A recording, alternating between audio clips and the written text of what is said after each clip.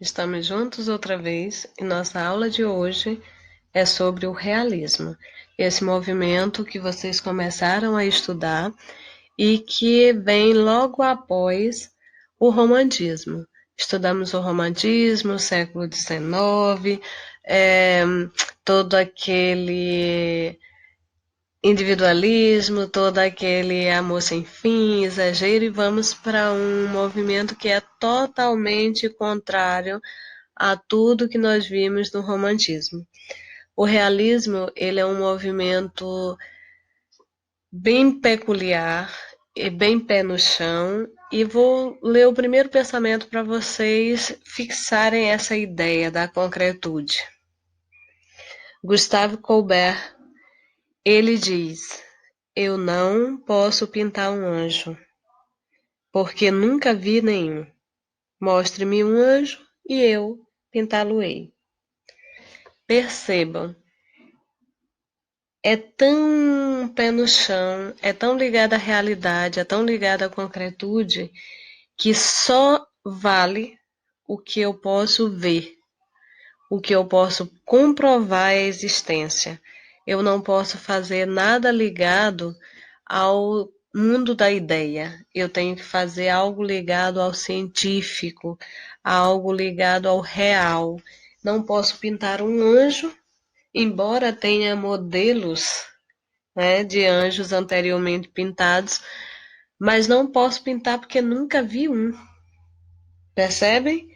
É uma concretude que não tem espaço para subjetividade. Esse é o primeiro pensamento que eu lhes apresento sobre o realismo para vocês entenderem essa complexidade e essa simplicidade. Não é o mundo das ideias, é o mundo da ciência, o mundo do científico, o mundo do que é possível provar. Vamos à sociedade do século XIX. A sociedade do século XIX, como toda sociedade, ela se organiza por camadas, ela se organiza por estratos sociais, como é o nome utilizado aqui. Vamos ver, os estratos sociais, eles estão divididos em três núcleos. Primeiro, lá no topo, em cima no topo da escada, da escala social, nós temos a alta burguesia. Esse estrato social é o estrato social onde estão as pessoas ricas, a alta burguesia, as pessoas que governavam o dinheiro, as pessoas que tinham o poder. Então, nessa camada social estavam os empresários, os industriais, os grandes comerciantes e altos dignatários do Estado, ou seja, as pessoas que comandavam o Estado, as pessoas que tinham o poder. Abaixo, nós temos situados a média burguesia. Nesse extrato social estavam as pessoas que movimentam a economia. São aquelas pessoas que têm um salário razoável, de alto e médio, ganham bem, mas não são pessoas que têm as rédeas do poder. Esse extrato social, ele é composto por profissionais liberais, médicos, engenheiros, advogados, professores e funcionários públicos. Esses funcionários públicos, como eu disse, são aqueles de salário medianos. Temos o terceiro estrato social, a terceira camada social. Essa camada social, ela é aquela pequena burguesia, a qual pertencem os balconistas e outros pequenos empreendedores, digamos assim. os empregados dos setores de serviços, por exemplo, de construtoras, mas na verdade não o dono das construtoras, mas os operários, os camponeses. Esse é o terceiro setor dessa sociedade burguesa. Uma sociedade que vem sofrendo transformações ao longo de todo esse século XIX. É um século cheio de revoluções, um século cheio de mudanças, e as pessoas estão se adaptando, ou pelo menos tentando se adaptar a essas mudanças, tentando acompanhar todas essas transformações. Nesse momento cheio de, digamos, transformações, nós vamos encontrar um autor francês, foi na França que surgiu o movimento realista, e nós vamos encontrar Gustave Flaubert. Gustave Flaubert, ele é o escritor de Madame Bovary. É uma história de amor, mas uma história de amor diferente. Como assim uma história de amor diferente? É uma história de amor, mas de um amor real, de um casamento real, de coisas que acontecem no mundo real.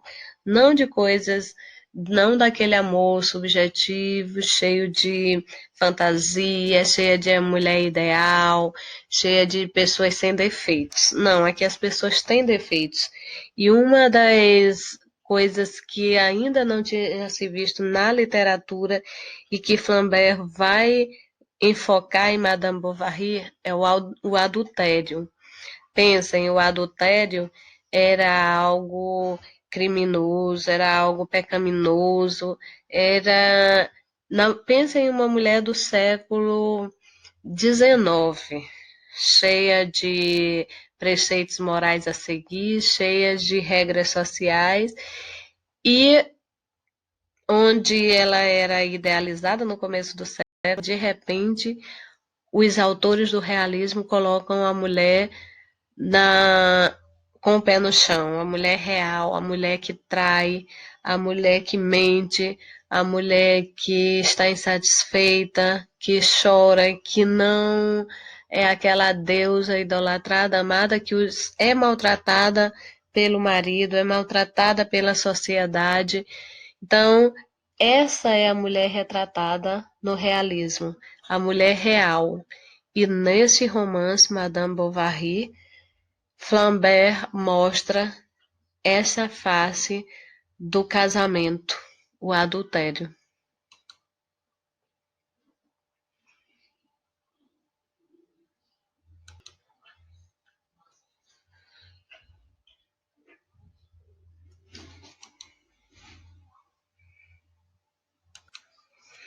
Vejamos algumas características do realismo.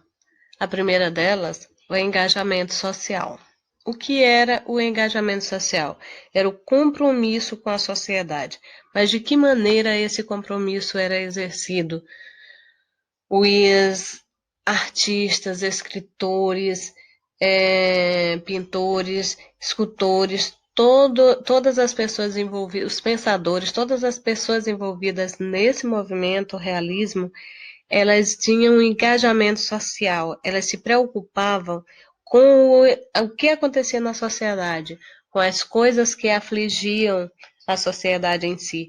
Então, preocupavam-se em denunciar, preocupavam-se em mostrar a sociedade tal qual ela era, exatamente para que houvesse uma transformação, para que houvesse é, essa visão de um todo, para que as pessoas deixassem de se prender a si e passassem a se preocupar com o outro. Tínhamos também, como segunda característica, o retrato da sociedade e de suas relações sem idealização. Vamos esquecer aquela idealização que existia da sociedade perfeita lá no romantismo. Aqui, no realismo, exclui-se da obra tudo o que vier da sorte, do acaso, do milagre. tudo tudo é regido por ideias naturais, pelas leis naturais da existência. Então, não existe essa coisa de sorte, de predestinação. É tudo o que possa ser provado. Por isso, a próxima característica é o cientificismo. É o uso de teorias científicas e filosóficas como o determinismo, o evolucionismo, a psicologia, o positivismo.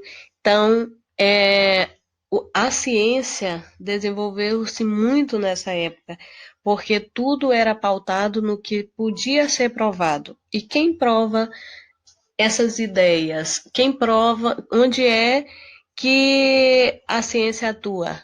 É exatamente aí, para provar as teorias, para provar tudo o que é palpável, que era exatamente o enfoque do realismo. Aí nós temos a outra característica, que era uma linguagem simples e direta. Não existia todo aquele rebuscamento do romantismo, que para falar do amor era aquele enlevo, era aquela. Não. Ela é uma linguagem simples e direta. Nos romances do realismo, nós vamos encontrar 3, 4 páginas de uma obra descrevendo o único ambiente de uma casa, porque a partir dessa descrição você conseguia se situar e visualizar, vislumbrar todo o cenário, toda a ambientação da história. Outra característica é o tempo da narrativa, preferencialmente o presente. Por que o presente? Porque se a ideia era a preocupação com o engajamento social, com a sociedade em si, então essa literatura escrita no tempo presente, ela faz com que sirva de denúncia dos aspectos sociais e políticos e serve como referência histórica, porque ela é escrita toda baseada no presente. O tempo da obra, ele é ou cronológico ou psicológico. Vocês vão entender isso nas obras, porque o psicológico é o tempo em que o cronológico é o tempo real em que ele se passa, psicológico depende da narrativa do autor. E isso nós vamos ver em cada obra que analisarmos. E nós temos o espaço. O espaço é o espaço urbano. No romantismo, os românticos tinham uma preferência por paisagens, por lugares ao ar livre, por lugares, pelo campo em si. Aqui, no realismo, a preferência é o espaço urbano. As histórias acontecem no espaço urbano, onde a sociedade está concentrada, se organiza e tem suas movimentações políticas, econômicas e movimentos sociais. Vamos a este quadro comparativo dos dois movimentos. Por que é necessário esse quadro comparativo? Para que vocês possam assimilar essa diferença. Um movimento, ele acontece em oposição ao outro. O movimento realismo, ele se opõe diretamente ao romantismo. Estão os dois no mesmo século, um vem após o outro, exatamente para contrapor, para tirar o homem daquele mundo individualista, daquele mundo que só se preocupa com si, com o amor, com as coisas subjetivas, e quer o realismo quer o homem nesse mundo real para que ele possa transformar essa realidade. Então, as características dos dois movimentos, elas se opõem diretamente. Por exemplo, enquanto o romantismo prima pela subjetividade, o realismo enfoca a objetividade. Essa aí é simples. O subjetivo, tudo aquilo ligado a um mundo de sentimentos. O objetivo, tudo ligado à realidade, aquilo que está posto. Nós temos ainda no romantismo a imaginação. É tudo que o homem quer, pensa, deseja, ligado ao imaginário. No realismo, nós temos a realidade circundante, ou seja, o que preocupa não é o meu desejo, não é o que eu sonho, não é o que eu imagino, e sim a realidade que me cerca. Nós temos no romantismo o sentimento, a emoção, tudo aquilo que regia o romantismo nos seus poemas, nas suas prosas. No romantismo, nós temos a inteligência, nós temos a razão, não somos movidos no realismo pelo que sentimos, mas sim pelo que vemos, pelo que podemos provar, pelo que é real. Então, essa grande diferença está nas obras e nós podemos ver que no realismo vocês não terão esse apelo sentimentalista. As coisas são vistas de forma bem objetiva. Nós temos no romantismo a verdade de cada um, ou seja, a verdade individual, enquanto no realismo nós temos a verdade universal. E o meu cursor está louco. Não liguem para ele. Então, não é o primordial aqui no realismo, não é o que é verdade para mim, é o que é a verdade universal, é o que todos estão vendo, é o que foi provado para todo mundo, é o que todos acreditam, não o que eu acredito. No romantismo, a pessoa acreditava que o amor tinha acabado e que a vida não tinha mais valor. Então, chegou aquele período do mal do século em que as pessoas se matavam por acreditar que o amor da sua vida não foi concretizado, então a vida não tem valor.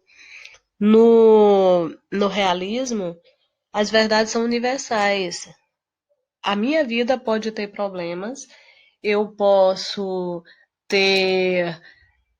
achar que a minha vida é, como eu vou dizer, obsoleta, mas eu tenho um papel social.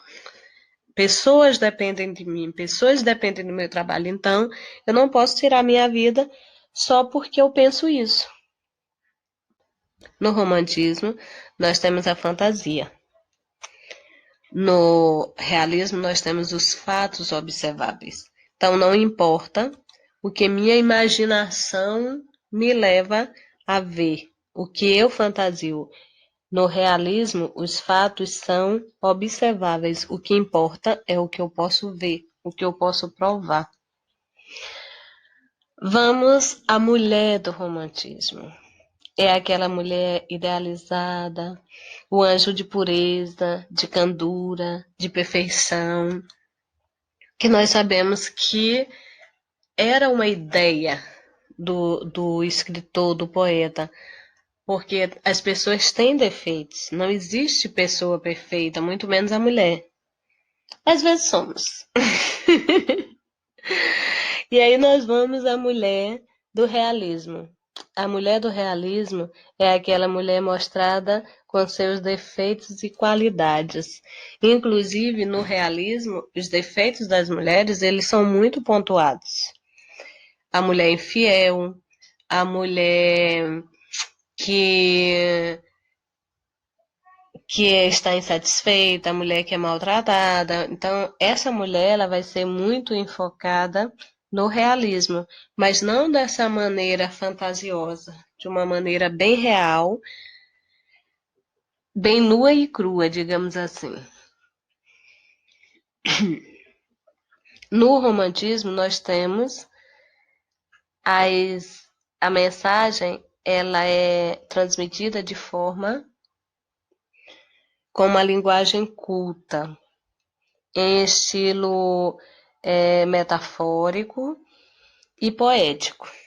É cheio de... A linguagem metafórica, ela serve exatamente para dar esse tom de fantasia, de mistério, de que o romantismo tanto gostava de enfocar.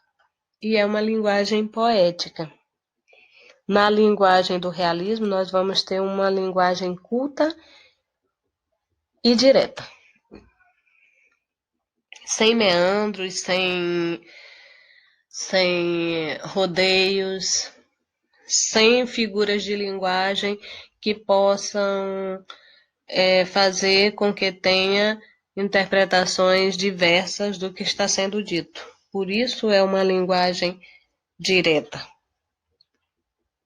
No romantismo, nós temos a narrativa lenta, ela é acompanhando o tempo psicológico.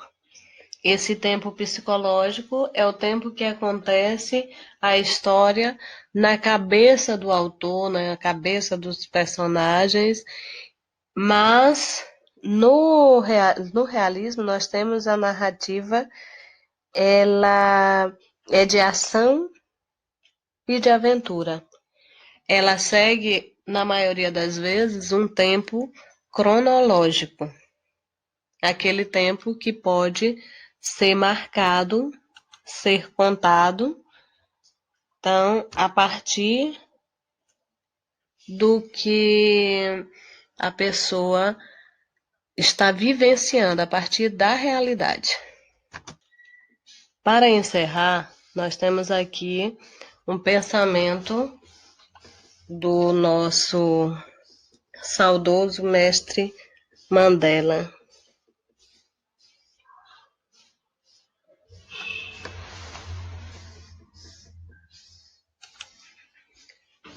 Para encerrar, deixo com vocês o pensamento do nosso saudoso mestre Nelson Mandela. A educação é a arma mais poderosa que você pode usar para mudar o mundo. Então, mudem o mundo a partir do que vocês têm, a partir da educação. E hashtag fiquem em casa estudando. Até a próxima. Beijo.